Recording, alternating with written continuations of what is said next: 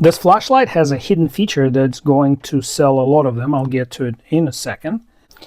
This is newly released OLight Baton 4 Pro. So here's Baton 2 Pro, and as you can see, the diameter increased slightly, a couple millimeters or 1/32 of an inch, and the length increased by about 3/8 of an inch.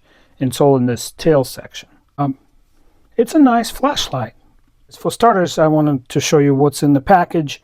They added this bracket. I think it's for storing the light. You can store it somewhere in your house. This peel and stick goes on the wall, and then you can store the light like this or in vertical orientation.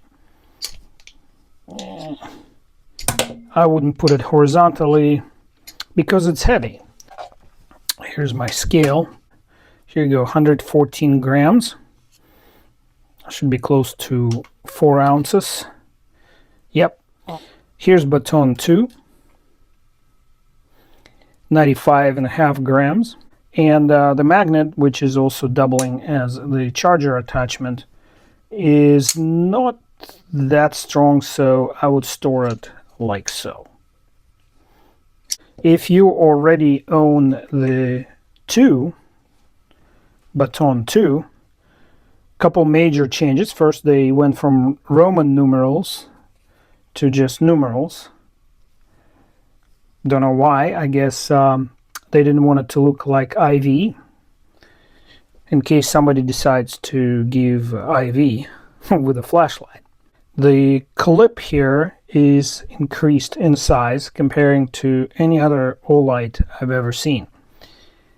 There's no lanyard hole anywhere on the body of the light, but there's this little hole here that could be used as a lanyard hole, and it goes all the way through, so you can always attach it like this. It has the control button here with the LED notification panel. So I'm on the second brightness level, and if I double click, it's burning my hand. It's bright. I think it's 16,000 lumens. They added this whole tail section here, and that's the hidden feature, because when you go counterclockwise, it exposes the USB-C port right there. Here you go. Bam. Now that is going to sell a lot of lights, because everyone has one of these cables somewhere in their life, but not everyone remembers to carry these things around.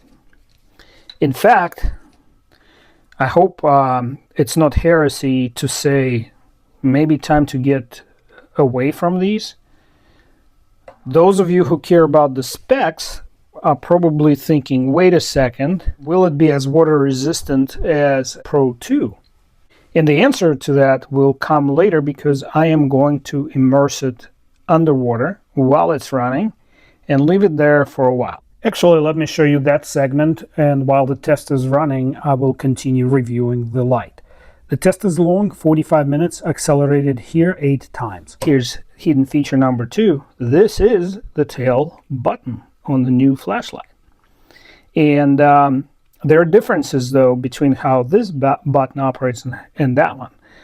Now, that again confused me a little bit, because here is a traditional OLight system. You click it once, it comes out in some kind of number 2 setting right there. There's an LED display, shows you what setting you are in, and the battery level. And here's wheel level 2. Then you can double click it, and it goes to a super bright turbo setting all the way up. And then if you triple click it, prepare yourself, or look away if you're susceptible to flashing, it flashes. Now here you only have a reduced functionality, so you can turn it on, you can double click it for brightness, and then you can also turn it off, or do momentary. If you hold it and release it, just goes off. And if you double click it and hold it, it stays in the bright setting and then just goes off. So it doesn't have the strobe here, And it surprised me because, you know, this grip is used by a lot of survival and tactical experts, and it gives you easy access to your thumb. And self-defense situation is where you potentially need the strobe. So instead of searching for this, you know exactly where it is. Tactile feeling tells you where to place your thumb. It's just better from that perspective. It's faster access. And to that point, if I were to mount it in my pocket, it would protrude by that much right here, right? So I would actually not mind if this pocket clip could be relocated to expose a little bit less of the light. So they machined another station, another position for this right here somewhere. I think it would add functionality for at least some people. Overall finish quality improved in my opinion. It has matte finish. Now this gentleman, he works a lot with heavy equipment, so he's using it extensively. So it held up pretty well for the last 3 to 4 years. And if you're really curious how it compares, what do we got here? We got Baton Turbo. That's the earlier Baton, I think. This one is very nicely colored, interesting color combination. And it has a different pattern. It doesn't feel anywhere nearly as tactical or work-like as much as these do. This one has an advantage over both of these. And to show you, I'm going to do it like this. I'm going to point it down and just turn it on. This is on the bright setting, I think. Let me make sure I'm on the brightest setting. It's very bright. By the way, it emits a lot of heat, so be very careful because it gets pretty hot to touch. Now if I turn this one on the brightest setting, this has fewer lumens, but look how much brighter it looks as it projects on the surface. The reason for it, it has more lux. In other words, the beam is more concentrated. So it doesn't diffuse the light as much as this guy does. So really a matter of preference, but I personally like a more focused beam. In my ADC rotation, I give preference to ArkPro because it does have a focused and diffuse light setting. And the difference is, here's your focused light as a brightest setting, very similar to the earlier Baton. And I can switch to a diffuser and get similar light dispersion to this guy.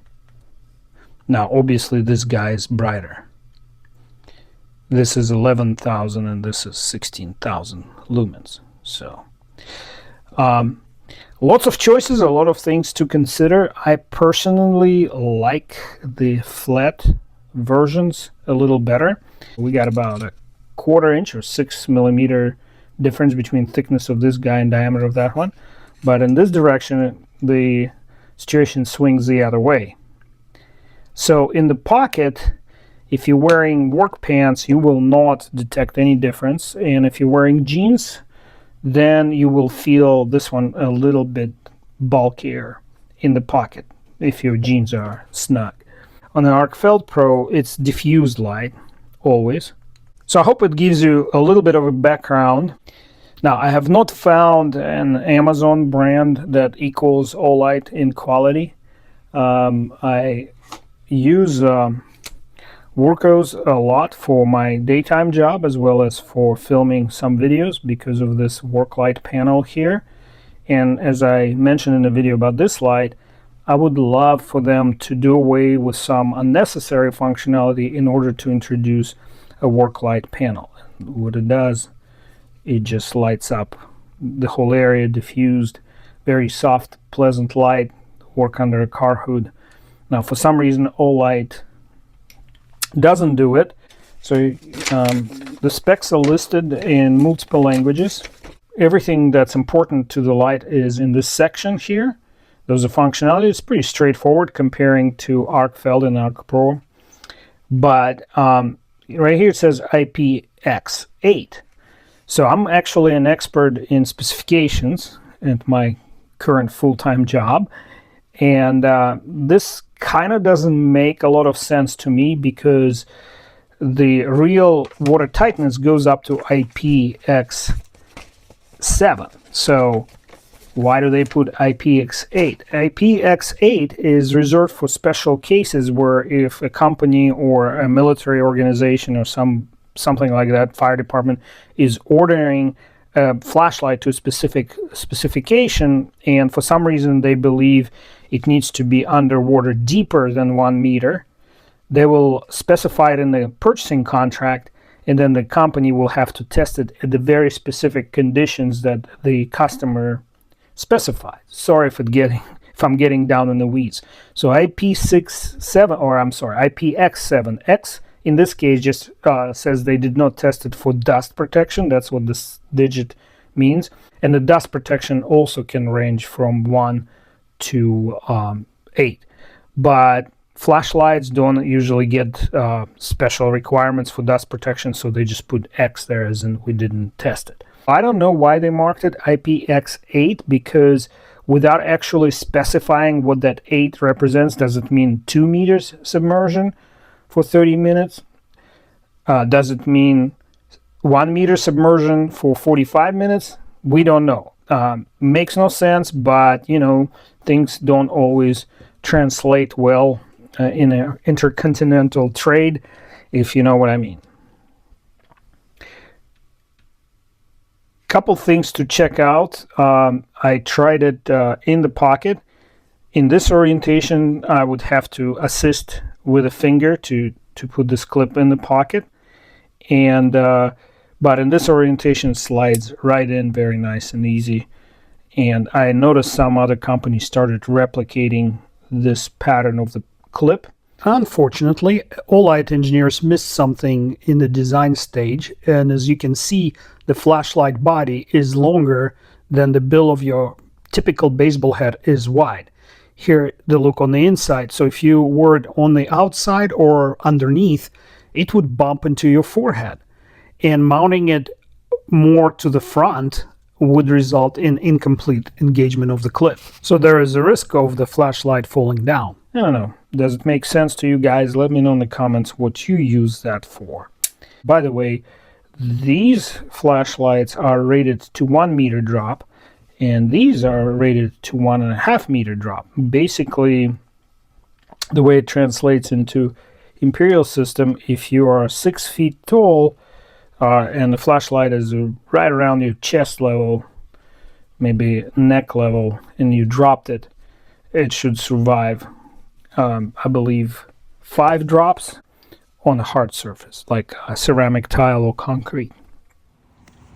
I continued testing the light in the middle of the night, and here in this segment I'm showing you how it sustains the drops. I ended up dropping it 6 times instead of 3, my typical test, or 5 as the spec recommends, because my initial 3 drops were slightly off camera. So I doubled the amount of torture, but all is well that ends well, because as you can see, the light still works. Here's the wrap up of the submergence test. As you can see, it was in the 1 meter of water for 45 minutes, and it continues to work. And it exceeds IPX7 level.